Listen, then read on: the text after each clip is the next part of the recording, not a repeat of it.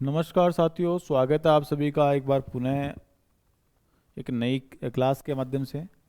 आज के इस सेशन में हम बात करने वाले हैं आईएसएसएन के बारे में। आईएसएसएन की दोस्तों क्या होता है, जैसा कि कई बार यहाँ से प्रश्न पूछा गया है कि आईएसएसएन जो है वो कितने अंकों का होता है।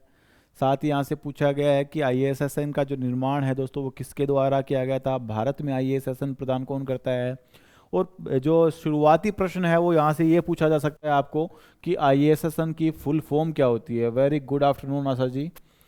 तो देखिए बात करते हैं आईएसएसएन या आईएसएसएन की। आईएसएसएन सबसे पहले हम बात करेंगे इसके पूरे नाम की, ठीक है ना।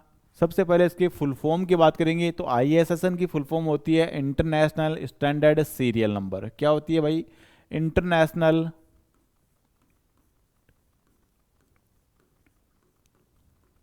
International standard serial number. International standard serial number.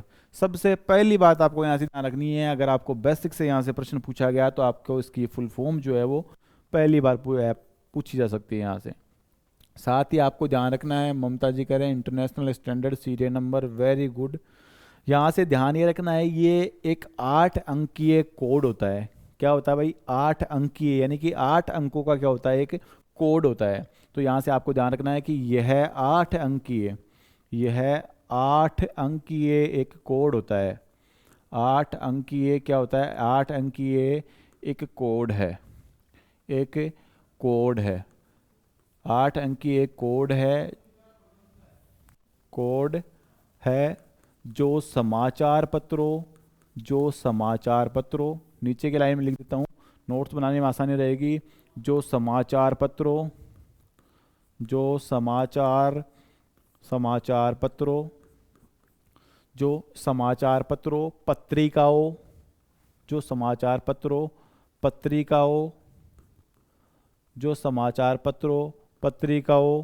व पत्रिकाओं आवधिक प्रकाशनों, जो समाचार पत्रों पत्रिकाओं आवधिक प्रकाशनों। आवधिक प्रकाशन आप समझ सकते हैं यहाँ से। आवधिक प्रकाशन का तात्पर्य होता है एक सीरियल जो पब्लिकेशन होता है, जो एक फिक्स टाइम में जो है दोस्तों पब्लिश किया जाता है, उसे क्या कहते हैं हम? आवधिक प्रकाशन। जो समाचार पत्रों पत्रिकाओं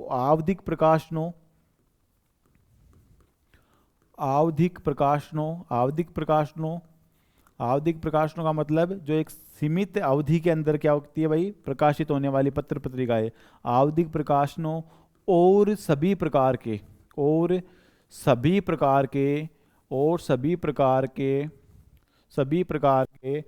मीडिया प्रिंट, सभी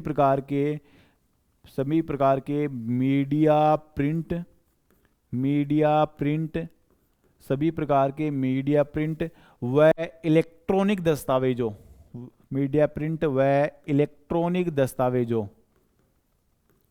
इलेक्ट्रॉनिक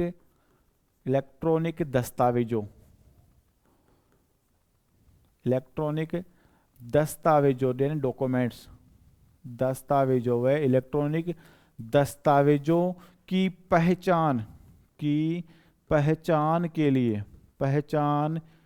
के लिए उपयोग किया जाता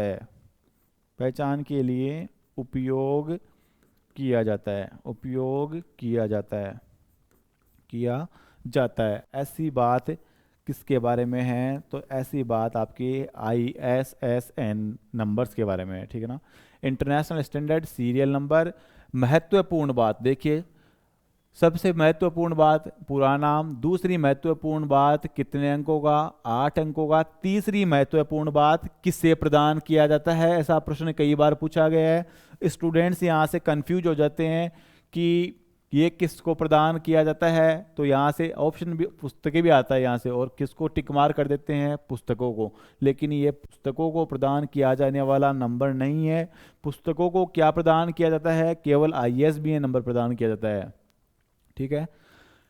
हाँ, ऐसा प्रकाशन हो सकता है, कोई भी प्रकाशन ऐसा हो सकता है जिसे आईएसबीएन और आईएसएसएन दोनों नंबर प्रदान किए जा सकते हैं। आपको मान लीजिए आपको एग्जाम में प्रश्न पूछ ले कि क्या किसी एक प्रकाशन को आईएसबीएन और आईएसएसएन दोनों नंबर प्रदान किए जा सकते हैं, तो हाँ, दोनों नंबर एक प्रकाशन को प्रदान किए जा सकते हैं। एक प्रकाशन का फॉर्मेट जो है दोस्तों वो अलग अलग रहता है, प्रकाशन एक ही रहता है, यानी कि मान लीजिए कोई एक ही बुक है लेकिन उसका फॉर्मेट अलग है। फॉर्मेट यानी कि मान लीजिए एक बुक जो है वो आपकी पुस्तक के रूप में है और दूसरी बुक जो है दोस्तों वो आपकी कोई मान लीजिए या तो आप इसी का क्या कर रहे हो, सीरियल प्रकाशन कर रहे हो, या इसी को आप इलेक्ट्रॉनिक रूप में प्रकाशित कर रहे हो, ठीक है ना। तो इसका जो फॉर्मेट है वो अलग होने पर आप किसी एक प्रकाशन को क्या कर सकते हो, ISBN और ISSN दोनों नंबर प्रदान कर सकते हो। तो आपको ध्यान क्या रखना है, इंटरनेशनल स्टैंडर्ड सीरियल नंबर, पहली बात इंपॉर्टेंट। दूसरी बात 8 अंकों का है, किसे प्रदान किया जाता है, तो यहां से ध्यान रखना है समाचार पत्रों, समाचार पत्रों के अलावा पत्रिकाओं, पत्रिकाओं के अलावा आवधिक प्रकाशनों और सभी प्रकार के मीडिया प्रिंट यानी जो प्रिंटेड फॉर्मेट है, इसके अलावा इलेक्ट्रॉनिक जो सामग्री है या इलेक्ट्रॉनिक जो दस्तावेज है उन्हें प्रदान किया जाता है। सर लास्ट क्लास नहीं ज्वाइन हुई, हाँ कोई इशू नहीं है, आप वो क्लास आफ्टर ये जैसे क्लास पूरी हो जाती है उसके बाद में देख सकते हो ना। तो यहाँ से ध्यान क्या रखना है कि 8 अंकों का कोड है जो समाचार पत्रों, पत्रिकाओं, आवधिक प्रकाशनों और सभी प्रकार के प्रिंट व इलेक्ट्रॉनिक दस्तावेजों की पहचान के लिए इसका उपयोग किया जाता है। अब ध्यान ये रखना है कि ISSN को बनाता कौन है। तो सबसे पहली बात यहाँ से ध्यान रखनी है, अगर मैं बात करूँ ISSN की, तो ISSN international standard serial number, इस इंटरनेशनल स्टैंडर्ड सीरियल नंबर को सन 1971 में, कब बात कर रहा हूँ 1971 की, 1971 में ISO के द्वारा प्रकाशित किया गया था। 1971 में ISO के द्वारा प्रकाशित किया गया था, ISO के द्वारा प्रकाशित किया गया। ISO की फुल फॉर्म में बता चुका हूँ आपको, international organization for standardization, ISBN की क्लास में आप ISO की फुल फॉर्म देख सकते हो, दोबारा लिखने की कोई आवश्यकता नहीं होगी मेरे ख्याल से। तो ISO यानी कि international organization for standardization, ISSN को 1971 में ISO के द्वारा विकसित किया गया, ISO के द्वारा क्या किया गया, विकसित किया गया। यहाँ से आपको ध्यान रखना है, प्रकाशित नहीं है भाई, यहाँ से कंफ्यूज नहीं होना है। ISO के द्वारा क्या किया गया है, केवल इसका विकास किया गया है, इसको निर्मित किया गया है, प्रकाशित अभी नहीं करेगा। प्रकाशित कब करेगा, 1975 में इसको प्रकाशित करेगा। कौन करेगा, ISO ही करेगा। एक इंटरनेशनल स्टैंडर्ड के रूप में इसको क्या किया जाएगा, प्रकाशित किया जाएगा। तो उस स्टैंडर्ड का नाम भी हम यहाँ से ध्यान रखेंगे। तो आगे बात कर लेते हैं, विकसित कर दिया किसने, 1971 में ISSN को विकसित कर दिया गया। ISSN और ISSN को विकसित करने का जो कार्य है दोस्तों कब होता है, तो विकसित करने का कार्य होता है 1971 में। 1971 कौन करता है, तो नाम ध्यान रखना है आपका, 1971 ISO करता है, इंटरनेशनल ऑर्गेनाइजेशन फॉर स्टैंडर्डाइजेशन। अब बात करते हैं ISSN को प्रकाशित करने की। तो यहाँ से ध्यान रखना है, ISSN को प्रकाशित करने का जो कार्य है दोस्तों वो किस वर्ष किया जाता है, तो आपको ध्यान रखना है प्रकाशित और प्रकाशित करने का कार्य जो है दोस्तों वो किस वर्ष, तो प्रकाशित करने का कार्य किया जाता है आपका 1975 में। 1975 1975 में इसको क्या कर दिया जाता है, प्रकाशित कर दिया जाता है। प्रकाशित भी कौन करता है, तो आपको ध्यान रखना है, इसको प्रकाशित करने का काम भी कौन करता है, ISO करता है। इसको प्रकाशित करने का काम भी कौन करता है, ISO करता है। ISO इसको किस मानक के तहत प्रकाशित करता है, तो यहाँ से आपको ध्यान रखना है किस मानक के तहत इसको क्या किया गया था, प्रकाशित किया गया था। तो मानक ध्यान रखना है, इसका मानक या इसका जो स्टैंडर्ड है वो है दोस्तों ISO 3297 3297 मानक के तहत या स्टैंडर्ड के तहत इसको क्या किया गया, प्रकाशित किया गया था। ये बात भी आपको ध्यान रखनी है, ठीक है। तो सबसे पहले ISSN को विकसित करने का कार्य 1971 ISO विकसित करता है। प्रकाशित करने का कार्य 1975 कौन करता है, ISO किस मानक के तहत, तो यहाँ से मानक ध्यान रखना है ISO 3297 3297 के तहत, ISO 3297 के तहत इसको प्रकाशित किया जाता है। ये मानक जो है वो एग्जाम में पूछा जा सकता है, इंपॉर्टेंट है।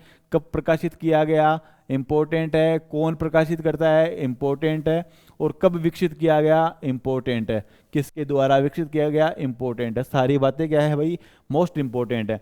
अब देखिए आगे बात करते हैं। ISSN जो है दोस्तों वो 8 अंकों का होता है, लेकिन कोई मुझे बता सकता है कि ISSN जो है वो कितने भागों में विभक्त है, प्रश्न पूछा गया है एग्जाम में कि IASSN कुल कितने भागों में विभक्त है। कमेंट करके देखिए, काफ़ी सारे स्टूडेंट्स देख रहे हैं क्लास को, तो कमेंट करके एक बार बता दीजिए कि कितने भागों में IASSN को विभक्त किया गया है, ठीक है ना। उसके बाद में हम बात करते हैं आगे की ओर। तो सबसे पहले देखिए मैं बता देता हूँ यहाँ से आपको, जैसे कि IASSN जो है दोस्तों वो कितने अंकों का होता है, 8 अंकों का होता है, ठीक है ना। 8 अंकों के बारे में हम बात कर लेते हैं यहाँ से, 8 अंकों की। और 8 अंक कौन कौन से हैं, जैसे मैंने लिखा है यहाँ से 2049, 2049 मैंने लिखा है यहाँ से 3632, ठीक है ना। कितने अंक हो गए, 8 अंक हो गए। देखिए सरिता जी का जवाब आया है, ममता जी का जवाब आया है कि IASSN जो है दोस्तों वो कितने भागों में विभक्त है। एक कह रहे हैं 2 भागों में, जैसे सरिता जी कह रहे हैं 2 भागों में विभक्त है, ममता जी कह रहे हैं 3 भागों में। तो देख लेते हैं एक बार यहाँ से कि IASSN जो है दोस्तों वो कितने भागों में विभक्त है। तो यहाँ से प्रश्न पूछा गया है, वेरी इंपॉर्टेंट है। अगर मैं इसके बीच में एक हाइफन लगा दूंगा तो कितने भागों में विभक्त हो जाएगा, 2 भागों में विभक्त हो जाएगा। IASSN के सिर्फ 2 भाग है, 2 भागों में इसको विभाजित किया गया है। अगर मैं बात करूं यहाँ से प्रथम 7 अंकों की, तो प्रथम 7 अंक तो इसके टाइटल को दर्शाते हैं। किसको दर्शाते हैं, इसके टाइटल को, इसके एडिशन को दर्शाते हैं। लेकिन अंतिम जो 1 अंक है वो ठीक ISBN की तरह इसका चेक डिजिट होता है। क्या होता है भाई, चेक डिजिट या जांच अंक होता है, ठीक है ना। 2 भागों में देखो इसको विभाजित किया गया है। पहला जो भाग है दोस्तों वो 4 अंकों का है, और दूसरा जो भाग है वो भी कितने अंकों का है, 4 अंकों का है। 2 बराबर भागों में इसको विभाजित किया गया है। बीच में इनको विभाजित करने के लिए हाइफन के योजक चिन्ह का प्रयोग किया जाता है, ठीक है ना। तो यहाँ से आपको ध्यान रखना है कि ISBN को 2 भागों में विभाजित, IASSN को 2 भागों में विभाजित किया गया है, 2 भागों में विभाजित किया गया है, विभाजित किया गया है, ठीक है। 2 भागों में क्या किया गया भाई, विभाजित किया गया है। यहां से ध्यान ये रखना है कि 2 भाग तो हो गए, 2 बराबर भागों में इसको विभाजित किया गया है। कितने भागों में भाई, 2 बराबर भागों में। लेकिन आपको ध्यान ये रखना है कि प्रथम जो 7 अंक है ना दोस्तों, ये प्रथम 7 अंक किसको दर्शाते हैं, तो ये प्रथम 7 अंक आपके टाइटल को दर्शाते हैं,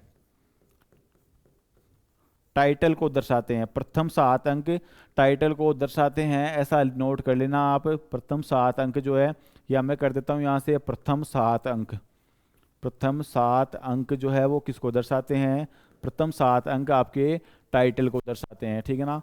पहला, दूसरा, तीसरा, चौथा, 5वां, 6वां और 7वां, ठीक है ना। आगे मैं बात करूं यहां से अंतिम 1 अंक, अंतिम 1 अंक इसका क्या होता है, अंतिम 1 अंक, अंतिम 1 अंक क्या होता है, अंतिम 1 अंक जो है दोस्तों वो इसका चेक डिजिट होता है, चेक डिजिट होता है, चेक डिजिट, या इसी को हम क्या कह सकते हैं, जांच अंक होता है, ठीक है ना, जांच अंक होता है। ISBN में भी अंतिम 1 डिजिट ही चेक अंक होता है, और IASSN में भी जो अंतिम 1 अंक है दोस्तों वही इसका क्या होता है, चेक डिजिट होता है। 2 बराबर भागों में इसको विभाजित किया गया है। IASSN को 8 अंक, IASSN के 8 अंकों को हाइफन द्वारा 2 बराबर भागों में विभाजित किया गया है। ये बात आपको जानना है कि 4 अंक इधर है, 4 अंक उधर है। लेकिन जो पहले 7 अंक है ये किसी टाइटल को दर्शाते हैं। कोई भी पत्रिका है आपका, कोई भी मोनोग्राफ है, कोई भी सीरियल पब्लिकेशन है, या कोई प्रिंट या इलेक्ट्रॉनिक स्वरूप में कोई डॉक्यूमेंट है, तो वो उसके टाइटल को दर्शाएगा। इसके साथ में जो अंतिम 1 अंक है दोस्तों, वो अंतिम 1 अंक जो है वो क्या किसको दर्शाता है आपको, वो जांच अंक होता है। यहां से प्रश्न ये भी पूछा जा सकता है कि अंतिम 1 अंक कौन सा हो सकता है। जो IASSN का अंतिम 1 अंक अर्थात जो चेक डिजिट होता है वो अंतिम 1 अंक कौन सा हो सकता है, ऐसा एग्जाम में आपको प्रश्न पूछा जा सकता है। हालांकि ऐसा प्रश्न पूछा गया है नहीं है अभी तक, लेकिन मान लीजिए आपको पूछ रहा है कि IASSN का अंतिम 1 अंक या IASSN का चेक डिजिट,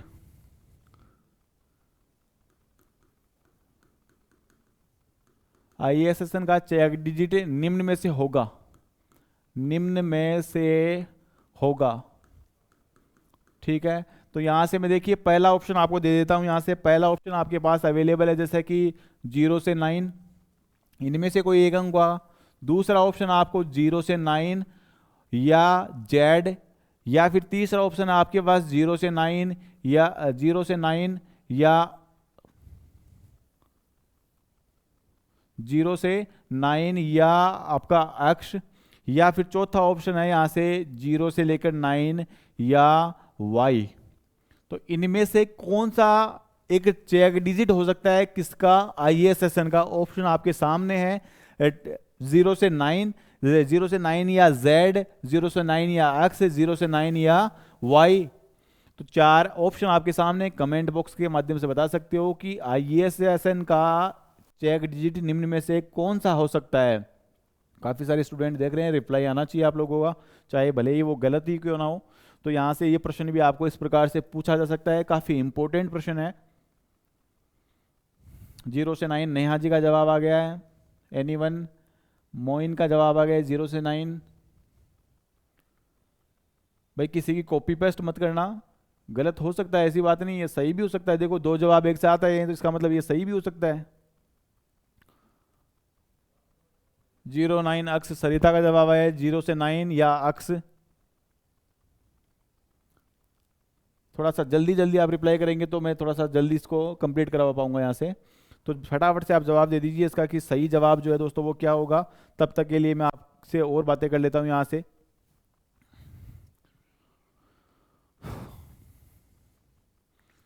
ठीक है, कोई दिक्कत नहीं है, सबका जवाब आ गया है। देखिए जो इसका जो राइट आंसर होगा वो क्या हो जाएगा दोस्तों, यहाँ से इसका जो राइट आंसर है वो 3 नंबर है।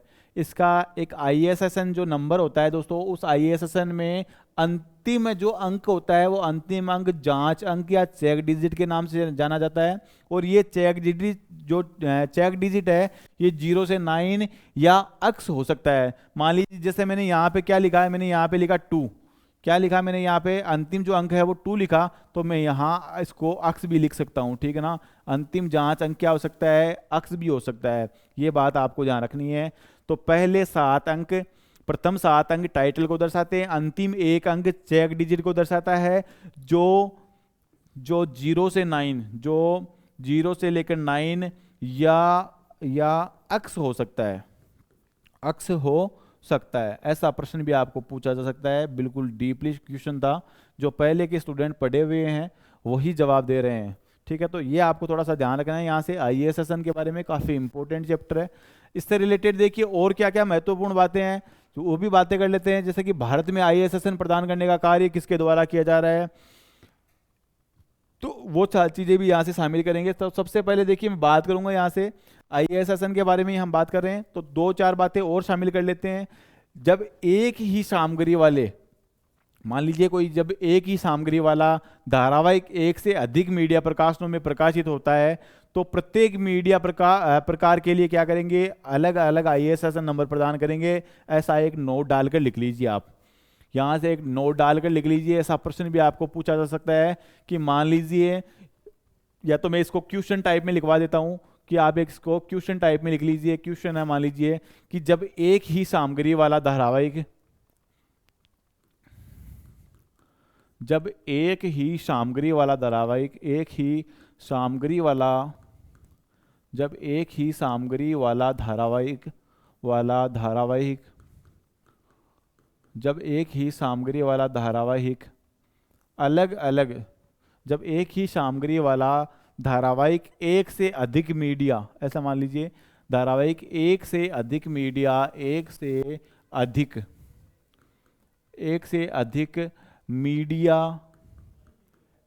अधिक मीडिया प्रकारों में, एक से अधिक मीडिया प्रकारों में प्रकाशित होता है, तो प्रकारों में प्रकाशित होता है, तो प्रकाशित होता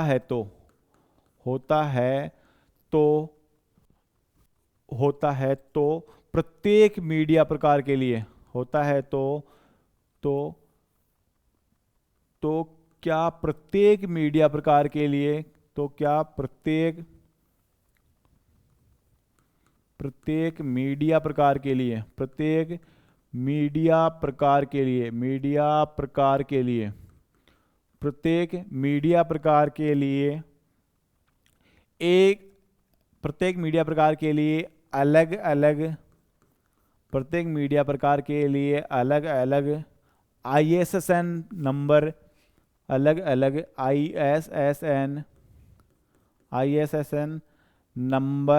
ISSN नंबर प्रदान करने होंगे, करने होंगे या नहीं। ऑप्शन आपके सामने है, हाँ करने होंगे, अलग अलग प्रकाशनों के, यानी कि प्रश्न क्या है, जब एक ही सामग्री वाला धारावाहिक एक से अधिक मीडिया प्रकारों में प्रकाशित होता है तो क्या प्रत्येक मीडिया प्रकार के लिए, मीडिया प्रकार से देखिए क्या मतलब है, यहाँ से प्रत्येक मीडिया प्रकार की बात कर रहा हूँ। जैसे मान लीजिए कोई प्रिंट स्वरूप में है, कोई पत्रिका प्रिंट स्वरूप में है, कोई पत्रिका सीडी रोम में है, सीडी रोम में है, सीडी रोम में है, या फिर मान लीजिए कोई पत्रिका ऑनलाइन स्वरूप में है, ऑनलाइन स्वरूप में है। तो इनके लिए क्या आपको, मान लीजिए पत्रिका एक ही है, जैसे मान लीजिए पत्रिका का नाम है library science, Indian library science नाम से मान लीजिए कोई पत्रिका है, Indian library science, library science. अभी देख लिए ये जो पत्रिका है दोस्तों, ये देखिए आप, पत्रिका जो है दोस्तों, पत्रिका तो एक ही है, पत्रिका का नाम क्या है, इंडियन लाइब्रेरी साइंस, लेकिन देखिए ये प्रिंट स्वरूप में भी प्रकाशित हो रही है, ये सीडी रोम में भी प्रकाशित हो रही है, ये ऑनलाइन भी प्रकाशित हो रही है, या अन्य और भी जो प्रकार है उनमें भी प्रकाशित हो रही है। तो क्या इनके लिए आपको अलग अलग ISSN नंबर प्रदान करने होंगे या नहीं, ये प्रश्न पूछा जा रहा है यहाँ से। तो जवाब आपके कमेंट बॉक्स के माध्यम से आ जाना चाहिए अब तक। दूसरा ऑप्शन है नहीं। जैसे हाँ सभी के लिए क्या होना चाहिए भाई, हाँ सभी के लिए अलग अलग ISSN नंबर, अलग अलग क्या होने चाहिए ISSN नंबर, अलग अलग ISSN नहीं, सभी के लिए अलग अलग ISSN नहीं। ठीक है, तो ये प्रश्न है आपका, जवाब आपको हाँ या ना में देना है, ठीक है ना। जैसे कि देखिए जवाब आया है, मोइन जी का यस, नेहा जी का है हाँ बिल्कुल, सरिता जी का जवाब आया है कि हाँ यस। तो देखिए यहाँ से कि जब मैंने बताया आपको कि पत्रिका एक है, पत्रिका का नाम क्या है लाइब्रेरी साइंस, बसंत जी का जवाब आया है, पत्रिका का नाम क्या है इंडियन लाइब्रेरी साइंस, और पत्रिका का टाइटल एक ही है लेकिन अलग अलग स्वरूपों में प्रकाशित हो रही है, प्रिंटेड रूप में भी जा रही है, आपका सीडी रोम में भी जा रही है, ऑनलाइन मोड में भी जा रही है। एक नंबर सही है, सुनीता जी कह रहे हैं, दीपक जी कह रहे हैं यस। तो देखिए सभी के लिए, मान लीजिए टाइटल भले ही आपके पास पत्रिका एक हो, उसका स्वरूप अगर चेंज हो रहा है, उसका फॉर्मेट अगर चेंज हो रहा है, तो आपको उसके लिए क्या करना होगा, अलग अलग ISSN नंबर प्रदान करने होंगे। ये बात कौन कह रहा है, तो ये इंटरनेशनल एजेंसी कहती है, इंटरनेशनल एजेंसी फॉर ISSN कहती है, ठीक है ना। तो ये बिल्कुल आपका क्या हो जाएगा भाई, सही जवाब हो जाएगा। ऐसा प्रश्न शायद कहीं पूछा गया था इसीलिए माइंड में आ गया, ठीक है। तो ये भी आपको ध्यान रखना है। जैसे फॉर एग्जाम्पल मैं बताऊं आपको, तो सबके लिए देखिए अलग अलग जो ISSN नंबर प्रदान किए जाते हैं। जैसे फॉर एग्जांपल हम बात करें, जैसे मान लीजिए कोई प्रिंट स्वरूप में कोई सामग्री है, यानी कि प्रिंटेड रूप में है, कोई प्रिंट स्वरूप में कोई पुस्तक है, सॉरी पुस्तक को तो हम ISSN नंबर नहीं प्रदान कर सकते। मान लीजिए कोई आपकी पत्रिका है, प्रिंट स्वरूप में पत्रिका है, तो उसके लिए हम किस प्रकार का ISSN नंबर प्रदान करते हैं, तो उसके लिए ISSN बनाया गया है आपका कौन सा भाई, PISSN। क्या PISSN, प्रिंटेड स्वरूप के लिए PISSN। और मान लीजिए कोई पुस्तक आपकी इलेक्ट्रॉनिक फॉर्म में है, किस फॉर्म में है भाई, इलेक्ट्रॉनिक स्वरूप में है, और इलेक्ट्रॉनिक स्वरूप के लिए आपको पूछा जा सकता है कि इलेक्ट्रॉनिक स्वरूप के लिए किस प्रकार का ISBN नंबर जो है वो प्रदान किया जाता है। तो इलेक्ट्रॉनिक स्वरूप के लिए EISSN नंबर प्रदान किया जाता है, EISSN, ठीक है ना। इसके अलावा यहाँ से 2017 में देखो एक लिंकेड जो ISSN है दोस्तों, लिंकिंग ISSN, उसका भी डेवलपमेंट किया गया है 2017 की। अगर मैं बात करूं तो यहाँ से आपको ध्यान रखना है कि 2017 में देखो शुरुआत किसकी हुई है। यहाँ से मैं बात करूं, यहाँ से लिंकिंग के बारे में बात कर रहा हूं। लिंकिंग का मतलब होता है कि जो भी अन्य जो पत्र पत्रिकाएं हैं उनमें समन्वय स्थापित करने के लिए इस लिंकिंग ISSN की शुरुआत की गई है, जिसको हम किससे प्रेजेंट करते हैं, LISSN से प्रेजेंट करते हैं, LISSN से प्रेजेंट करते हैं, ठीक है ना, LISSN। और इस LISSN की जो शुरुआत है दोस्तों वो किस वर्ष की गई थी, तो ये आपको ध्यान रखना है। इसकी जो शुरुआत है वो सन 2017 में इसको शुरू किया गया था। कब, 2017 में इसकी शुरुआत की गई थी, इसको शुरू करने का कार्य किया गया था। इसके साथ ही आपको ध्यान रखना है ये अंतरराष्ट्रीय मानक ISO 3297 2017 के तहत प्रकाशित किया गया था। किसके तहत, अंतरराष्ट्रीय मानक ISO 2017 के तहत इसको प्रकाशित किया गया था। ये बात भी आपको ध्यान रखनी है। किस मानक के तहत प्रकाशित किया गया था? तो यहाँ से आपको मानक ध्यान रखना है, ISO 3297, ISO 3297, 2017, ISO 3297 2017 के तहत इसको क्या किया गया था भाई? 2017 के तहत इस मानक के तहत इसको क्या किया गया था? इस मानक के तहत इसको प्रकाशित किया गया था। ये बात भी आपको ध्यान रखनी है। इसके साथ में यहाँ से प्रश्न आपको पूछा जा सकता है, बेसिक से यहाँ से प्रश्न इस प्रकार से पूछा जा सकता है कि अंतर्राष्ट्रीय स्तर पर ISSN का अंतर्राष्ट्रीय केंद्र जो है वो कहाँ स्थापित किया गया है, या वो उसकी जो स्थापना है वो किस वर्ष की गई है, ऐसा प्रश्न भी आपको पूछा जा सकता है। तो अंतर्राष्ट्रीय केंद्र की मैं अगर बात करूँ यहाँ से कि ISSN का अंतर्राष्ट्रीय केंद्र, तो आपके फ्रांस की राजधानी पेरिस में स्थापित किया गया है। फ्रांस की राजधानी पेरिस में ISSN प्रदान करने वाला इंटरनेशनल सेंटर स्थापित है। साथ ही सेंटर की जो स्थापना है दोस्तों वो 21 जनवरी 1976 को की जाती है। तो आपको ध्यान रखना है अंतर्राष्ट्रीय स्तर पर।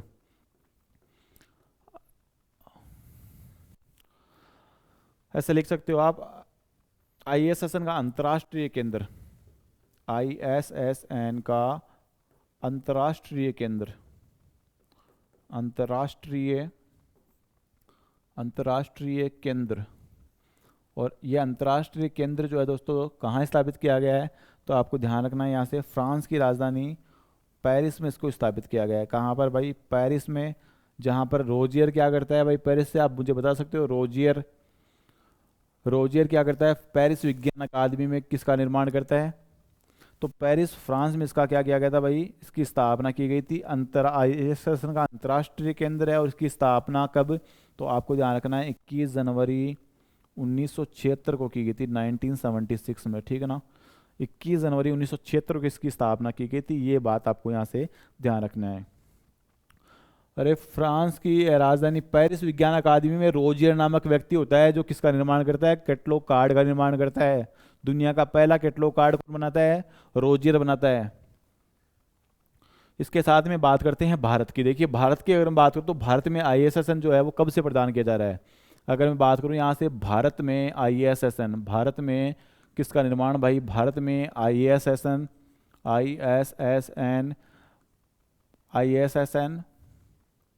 प्रदान करने का कार्य,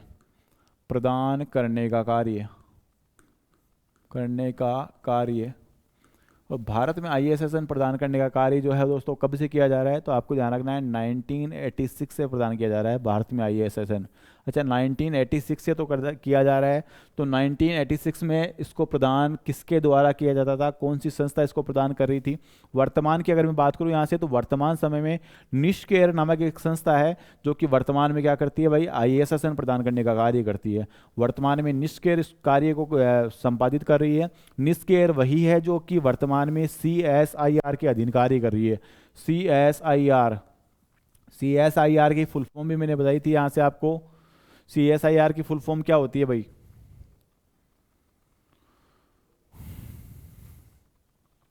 देखिए बात कर लेते हैं यहाँ से ISSN प्रदान करने की। तो 1986 से इसको प्रदान किया जा रहा है, और साथ ही आपको ध्यान रखना है कि 1986 से इसको प्रदान करने का जो कार्य है वो किसके द्वारा किया जा रहा है?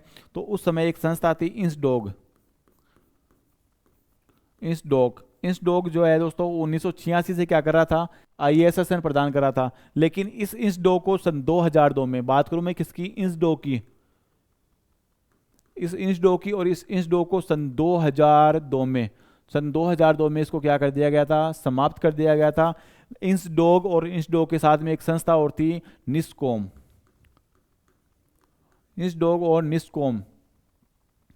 इन दोनों को मिलाकर एक नए विभाग की स्थापना की गई थी जिसे हम किस नाम से? निष्केयर के नाम से जानते हैं, ठीक है ना।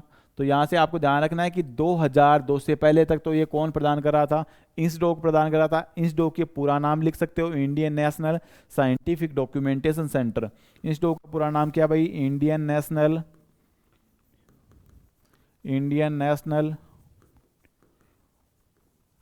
Scientific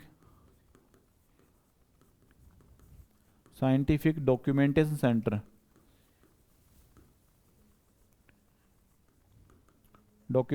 centre. ये बात आपको यहाँ से ध्यान रखनी है। अगर मैं बात करूँ यहाँ से वर्तमान में, देखिए यहाँ से आप लिख लेना भाई, कुछ इस प्रकार से लिख लेना कि 1986 से, तो यानी कि पहले जो ISSN प्रदान करने का कार्य पहले तो कौन कर रहा था, इंसडो कर रहा था। इस इंसडो की स्थापना भी लिख सकते हो, इसकी जो स्थापना है दोस्तों वो कब की जाती है, तो यहाँ से आपको ध्यान रखना 1952 में इसकी स्थापना 1952 में की जाती है। ये क्या था, एक प्रलेखन केंद्र के रूप में इसको स्थापित किया गया था। साथ ही आपको ध्यान रखना है कि वर्तमान में ये ISSN प्रदान करने का कार्य जो है दोस्तों वो वर्तमान में कौन कर रहा है, वर्तमान में इस कार्य को कौन संपादित कर रहा है, ये बात थोड़ी इंपॉर्टेंट है। निष्केयर, वर्तमान में कौन कर रहा है, निष्केयर। वर्तमान में इस कार्य को संपादित करने का काम जो है दोस्तों वो निष्केयर के द्वारा किया जा रहा है। ये निष्केयर 2002 में बनता है, 2002 में, और 2002 में इसका निर्माण जो है दोस्तों इंसडोक और निस्कॉम के विलय स्वरूप होता है, ठीक है ना। दोनों का विलय होने के फलस्वरूप किसकी स्थापना होती है, निष्केयर की स्थापना होती है। निष्केयर का पूरा नाम क्या है, ये भी आप कमेंट बॉक्स के माध्यम से बता सकते हो या फिर मैं लिखवा देता हूँ यहाँ से आपको। देखिए निष्केयर का पूरा नाम भी कई बार एग्जाम में प्रश्न पूछा गया है। इंसडोक का पूरा नाम भी फुल फॉर्म से रिलेटेड आपके 2 या 3 प्रश्न पक्का पूछे जाते हैं प्रत्येक एग्जाम में, तो ये फुल फॉर्म जो है वो आपको पूरी याद होनी चाहिए। तो वर्तमान में निष्केयर ये प्रदान करने का कार्य कर रहा है। वर्तमान में निष्केयर जो है वो किसके अधीन कार्य कर रहा है, तो ये आपको ध्यान रखना है CSIR के अधीन कार्य कर रहा है। CSIR के अधीन क्या कर रहा है भाई, CSIR के अधीन कार्य कर रहा है। CSIR की फुल फॉर्म भी मैंने पूछी थी लेकिन किसी का जवाब अभी तक नहीं आया है, जबकि मैंने इसकी फुल फॉर्म और इसकी स्थापना सब कुछ आपको लिखवाया था। CSIR की फुल फॉर्म होती है council of scientific and industrial research. क्या होती है, council of scientific and industrial research के रूप में इसकी स्थापना की गई थी, जिसके अधीन वर्तमान में कौन कार्य कर रहा है, निष्केयर कार्य कर रहा है। निष्केयर के पूरे नाम के बारे में चर्चा करेंगे, तो निष्केयर का पूरा नाम क्या है, national institute of national institute of science, national institute of science communication and